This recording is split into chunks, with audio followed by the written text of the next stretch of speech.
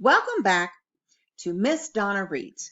Today, we are going to read a Veggie Tale book, The Mess Detectives, Bob the Tomato and Larry the Cucumber in The Slob Monsters, written by Doug Peterson. To be filed. The Mess Detectives, case number 101, The Slobfather, written by Doug Peterson, illustrated by Big Idea Designs.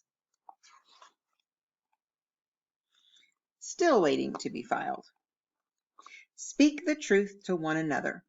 Zechariah 8:16.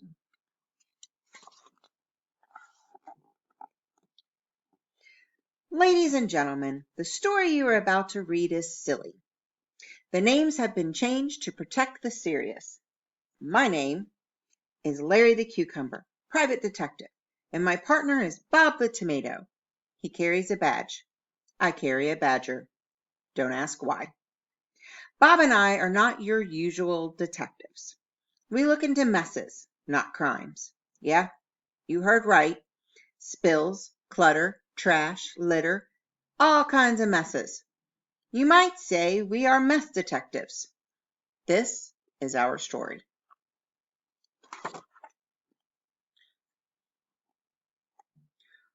"1:25 p.m. My partner and I were working the day watch on the south side of town when the call came in. Someone had a messy room in progress. So we hopped into our car and raced 201 Bumbly Boulevard. 1:36 p.m. We rushed into the house of the Asparagus family and bolted upstairs. But we were too late. Junior Asparagus' bedroom was a total mess. It looked like a tornado had struck. No worse. It looked like a stampede of dizzy water buffalo had run around in circles through the room for a few hours, right before the tornado hit.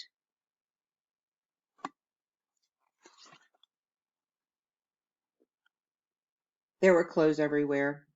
Toys covered every inch of the floor.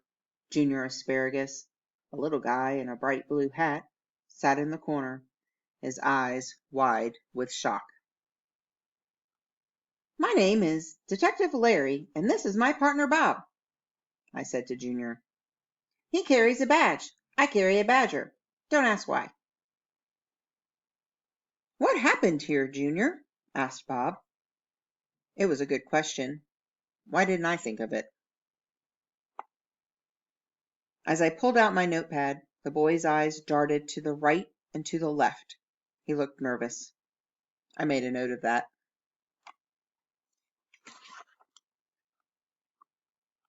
"It wasn't my fault," Junior pleaded. "I didn't make this mess." "You didn't?" Bob asked. "Then who did?" It took a moment before Junior answered. Then his eyes brightened and words came tumbling out of his mouth. "A bunch of gangsters broke into my room and threw all my clothes on the floor," Junior said. Yeah, that's right. I tried to stop them, but they just laughed and dumped out my laundry basket." Slob monsters," I said. "We call them slobsters in the police business. This sounds serious." "This sounds hard to believe," whispered Bob. Bob was getting on my nerves. I made a note of that.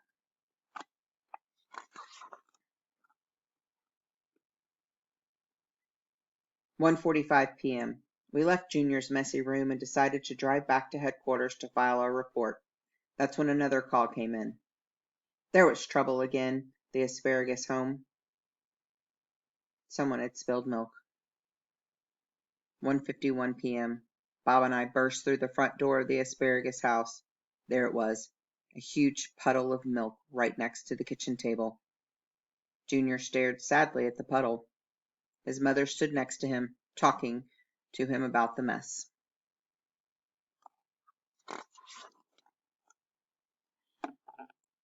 While I drew a chalk line around the spilled milk, Bob started asking questions.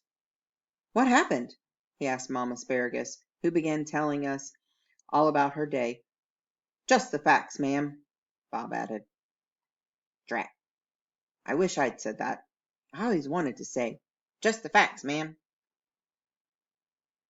I was in the other room folding clothes when I heard an awful crash, Mom Asparagus said. So I rushed into the kitchen, and I found milk all over the floor. But Junior said he didn't do it.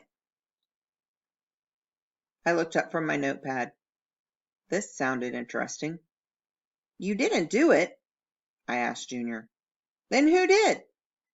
Was it that gang of nasty slopsters again? Bob rolled his eyes. I made note of that.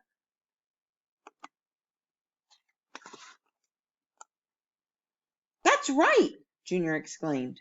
A game of slopsters broke into our house, tipped over the milk, and ran out the back door laughing.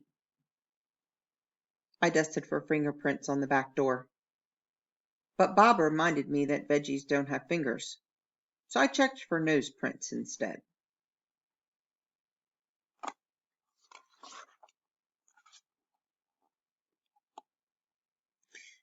This is a little far-fetched, whispered Bob to me.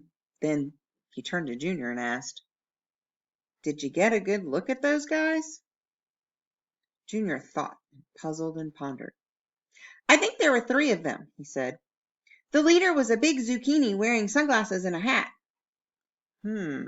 I said.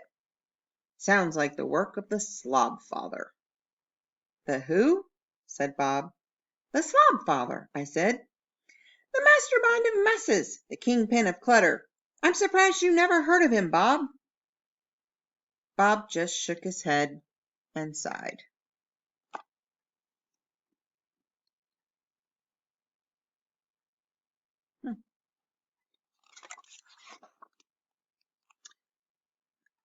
Focus a little better for you guys. There we go. That's a little better. 2:30 p.m.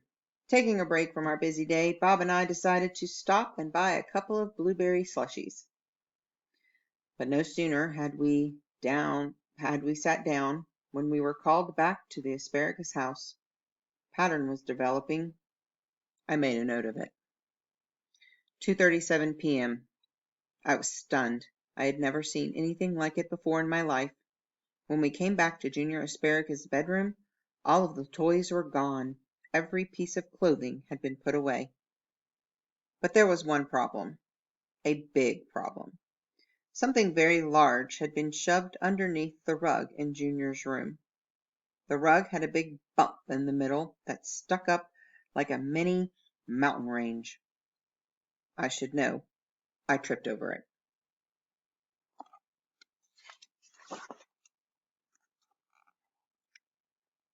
Junior sat on the bed, humming to himself. His father stood in the doorway, looking concerned. May I look under the rug? Bob asked Dad Asparagus. Junior's father nodded. Carefully, slowly, Bob lifted the rug. I had to turn away. I didn't have the stomach to look. It was too awful. Someone had shoved all of Junior's toys and dirty clothes underneath the rug. There was even a half-eaten box of Marshmallow Crunch cereal. Who would do such a thing? I gasped.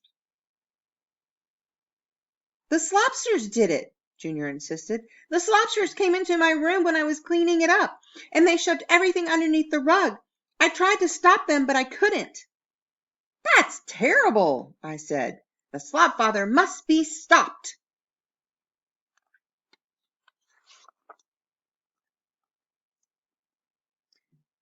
Bob stared at me in disbelief.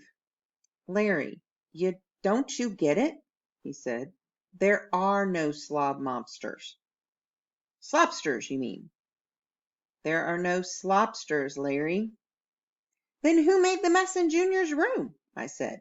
And who spilled the milk in the kitchen? And who shoved everything under Junior's rug? I have an idea, but I'm going to need some help, Bob said. Then he turned and looked straight at Junior. So did Dad Asparagus. And so did my badger.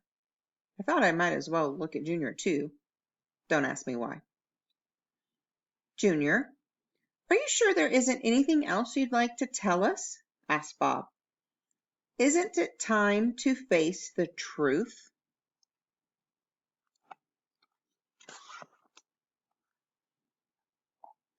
The little asparagus turned away and peered up at the ceiling. He said nothing. You probably thought that telling lies would get you out of this mess, said Dad Asparagus gently, sitting on the bed next to Junior.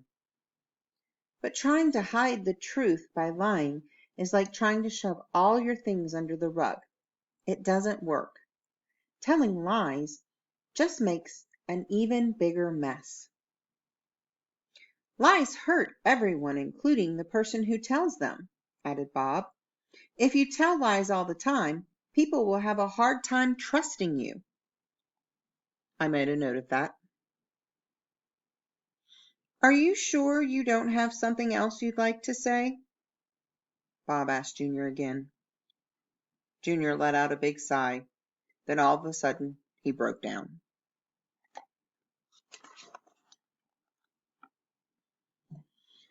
All right, I did it, he blurted out. I made the mess in my room. I spilled the milk. And when Dad asked me to pick up my room, I shoved everything under the rug. It was easier than cleaning. I'm sorry. I'm really sorry. I never saw this coming. Junior had confessed to everything. He told the truth and had come clean. You mean there's no slobsters? I asked, scribbling wildly in my notepad. No slobsters, admitted Junior. And no Slobfather? No Slobfather, he said. Now don't you feel better? Dad Asparagus asked. It feels good to tell the truth. God doesn't want our lives getting messed up with lies. That's worse than having a messy room. I made note of that.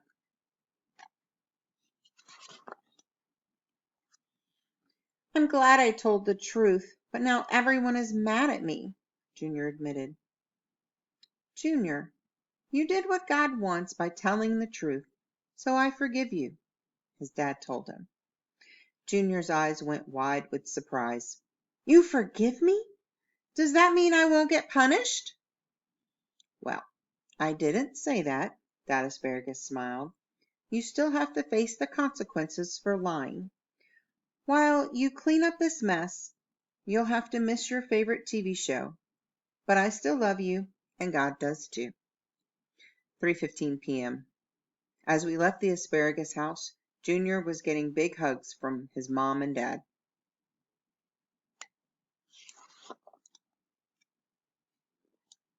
So there's no slobsters? I said as I filled out the report of case number 101. That's right, said Bob. When we try to cover up what we've done by lying, it can feel pretty bad inside. It's like there's a big mess deep inside us. But when we tell the truth, those messy feelings are all cleaned up. Case closed.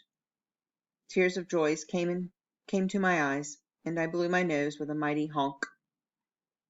Larry, said Bob. Yes, Bob? You just blew your nose into your notepad. I made note of that. Time to get a new notepad.